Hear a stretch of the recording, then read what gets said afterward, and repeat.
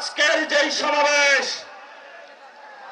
এটাতে কোনো চাঁদাবাজির টাকার জন্য আসি নাই, কোন সন্ত্রাস করার জন্য আসি নাই, কোন দখলবাজি করার জন্য আসি নাই।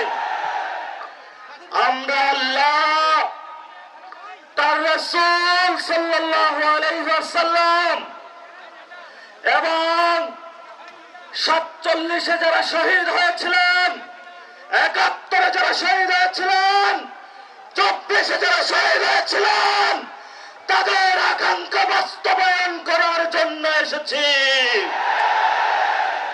তাদের আকাঙ্ক্ষা ছিল বাংলাদেশে সংস্কার বাস্তবায়ন হবে, একজন প্রধানমন্ত্রী দীর্ঘদিন ক্ষমতার মসনদে থেকে ফ্যাসিবাদী হওয়ার যে তার খাহেশ, সেটা বাংলার জনগণ রুখে দিয়ে নতুন বাংলাদেশ গঠন করবে। এই ইলেকশনে আমাদেরকে ভোট চুরি করা হয়েছে, আমরা বাংলাদেশের স্বার্থের জন্য চুপ থেকেছি। কিন্তু আগামী লোকাল গভর্নমেন্টে শহীদ জিয়ার সন্তান তারেক রহমানকে হুঁশিয়ার করে দিচ্ছে, যদি ব্যালটের উপরে কোনো হাত বসে না হয়, সেই হাত আমরা ব্যাগে চুরমার করে দিব।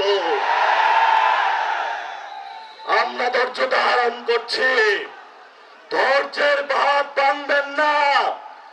একটা ভণ্ড প্রতারক মুনাফিক মানুষের কাছে প্রতিশ্রুতি দিয়েছে সংস্কার বাস্তবায়ন করবে, এখন সে মুনাফিক চরিত্র ধারণ করে জনগণের সাথে গাদ্দারি করছে।